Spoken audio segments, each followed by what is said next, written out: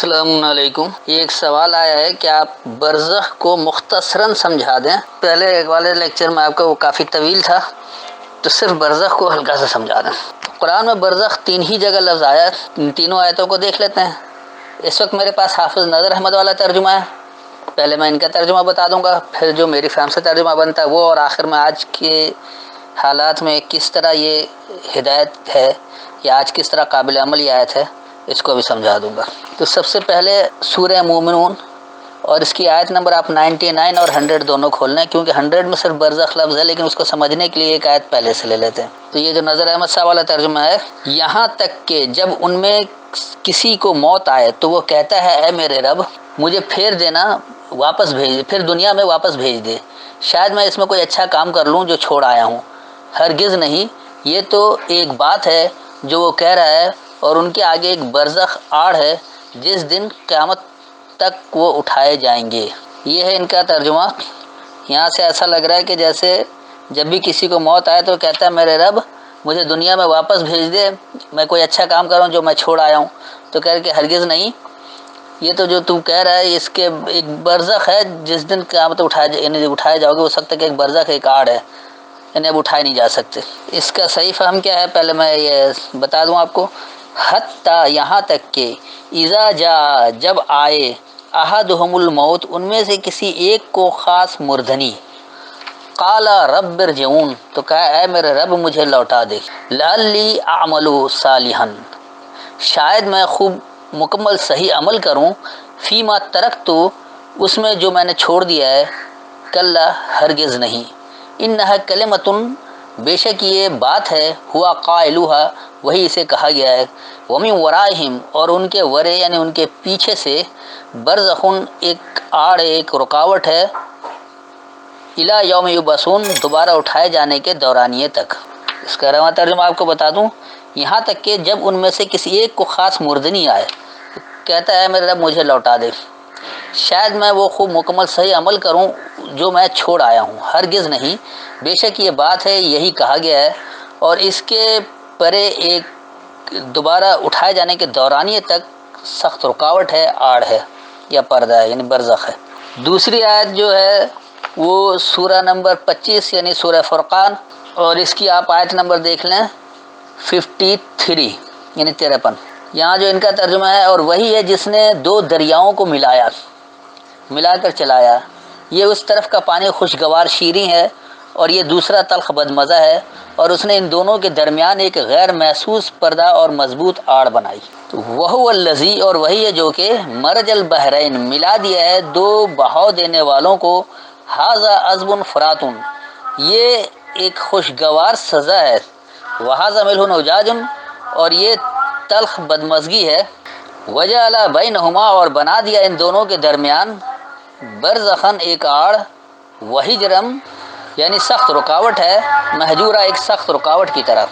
تو وہی ہے جو کہ 2 بلا امتیاز بہاؤ دینے والوں کو ملا دیتا ہے، ایک جو وہ خوشگوار سزا ہے اور یہ جو ہے وہ تلخ اور بدمزگی ہے، اور ان دونوں کے درمیان ایک آڑ ہے یعنی سخت رکاوٹ جو سخت پتھر کی طرح رکاوٹ جیسی ہے.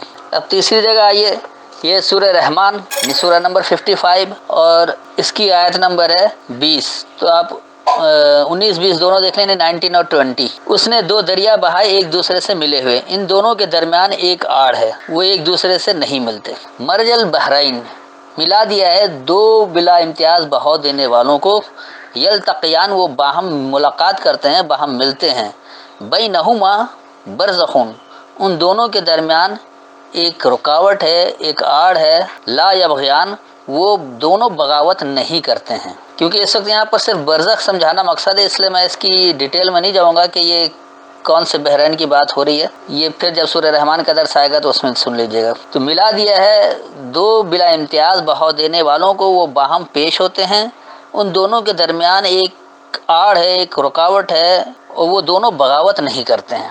یہ تو تھا اس کا رواں ترجمہ.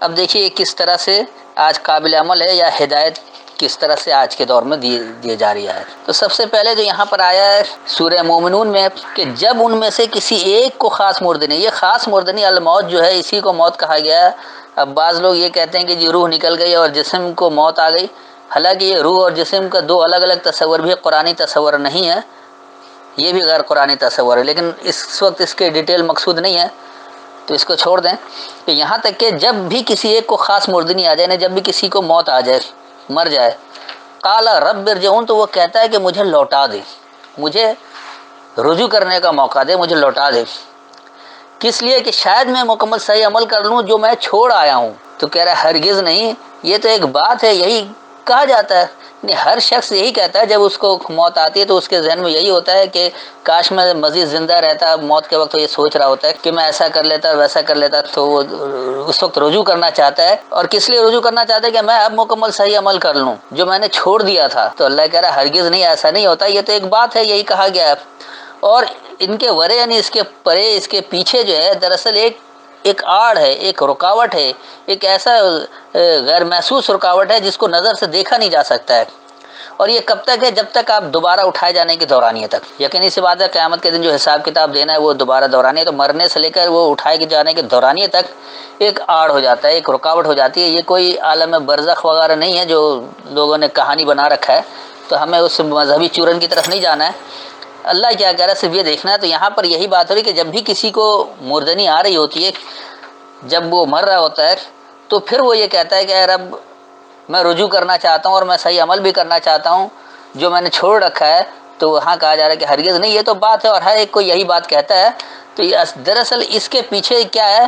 اب اٹھائے جانے کے دورانیے تک ایک آڑ ہے، جب بھی وہ دوبارہ سوال جواب کے لیے اٹھایا جائے گا، عمل قیامت میں اٹھایا جائے گا، اس وقت کے لیے ایک آڑ ہے، ایک رکاوٹ ہے، ایک ایسا پردہ ہے جو نظر نہیں آتا ہے، غیر محسوس آڑ ہے۔ اب یہ غیر محسوس آڑ کیسے، اس کو سمجھانے کے لیے یہ دوسری جگہ جیسے سورہ فرقان کی آیت نمبر میں یہاں پر بتایا گیا ہے، تو یہاں جو ہے یعنی 25 کی 53 میں خاص طور پر اللہ بتا رہے کہ دیکھو جس طرح دو دریا بہتے ہیں، ان میں سے ایک خوشگوار پانی ہے اور ایک کا تلخ بدمزہ ہے، اور ان دونوں کے درمیان ایک آڑ ہے اور وہ ایسی رکاوٹ ہے جو نظر ہی نہیں آتی۔ یہ برزخ کی وضاحت کر دی، وحجرم محجورہ۔ برزخ کس کو کہتے ہیں؟ یعنی وہ ایسے پتھر کی طرح رکاوٹ ہوتی ہے جو بڑا سخت رکاوٹ ہوتی ہے جس سے آگے پیچھے نہیں نکلا جا سکتا ہے۔ یہ برزخ کی وضاحت ہو گئی، یعنی برزخ کو اللہ نے واو تفسیری دے کر خود اس کی تفسیر کر دی کہ ہجرم محجورہ ہی دراصل برزخ ہے۔ اب یہ یہاں بھی جو کہا گیا کہ دو طرح کے بہاؤ دینے والے، دو طرح کے بلا امتیاز فائدہ پہنچانے والے۔ اب میں اس طرف ابھی نہیں جاؤں گا کہ یہ پورا کچھ کیا کچھ، اگر اس کے تفصیل میں جائیں گے تو وقت زیادہ لگ جائے گا اس وقت، کیونکہ صرف برزخ سمجھانا مقصد ہے، لہٰذا اس کو ایسے ہی چھوڑ دیتے کہ یہ دو بہاؤ دینے والے کیسے ہیں۔ اس میں ایک جو ہے یہ انہوں نے عزم کو خوشگوار کر دیا ہے، شیریں کر دیا ہے، اور فرات کو خوشگوار کر دیا، جبکہ عزم عذاب مادہ، اسی سے جب عذاب کہیں بھی لفظ آتا ہے تو وہاں فوری طور پر یہ سزا ہی کہتے ہیں اس کو۔ تو یہاں پر عزم کو آپ نے سزا کیوں نہیں کہا؟ یہ خوشگوار سزا ہے، جو لوگ بلا تخصیص تو دے رہے ہوتے ہیں لیکن دراصل وہ خوشگوار سزا ہوتی ہے۔ اس کو آپ آج کے دور میں یوں سمجھیں کہ جیسے مثال کے طور پر امریکن اگر پاکستان کو ایڈ دے رہے ہیں، کوئی امداد کر رہے ہیں، تو وہ ایک سزا کے طور پر وہ خوشگواری سے دے رہے ہیں، یعنی خوشگواری طور پر دے تو رہے ہیں لیکن ایک سزا بھی دے رہے ہیں، اس کی واپسی کے ایسے شرائط لگا رہے ہیں، اس طرح کچھ کر رہے ہیں کہ آپ کے لیے سزا بھی بن جائے۔ یعنی کیا ہے کہ حاذا ملہن وجادی، یہ بڑی تلخ اور بدمزگی بھی ہے، اس میں تلخی بھی ہے بدمزگی بھی ہے، لیکن اس تلخی بدمزگی اور یہ جو خوشگوار سزا ہے اس کے درمیان ایک ایسی آڑ ہے، ایک ایسی حد ہے، ایک ایسی رکاوٹ ہے جو نظر نہیں آ رہی، جو غیر محسوس طور پر موجود ہے۔ یہ بعد میں جب عمل کرتے رہتے تو پتہ چلتا ہے، یعنی ایک ایسے پتھر کی طرح رکاوٹ ہے جو سخت پتھر کی طرح رکاوٹ بنی ہوئی ہے۔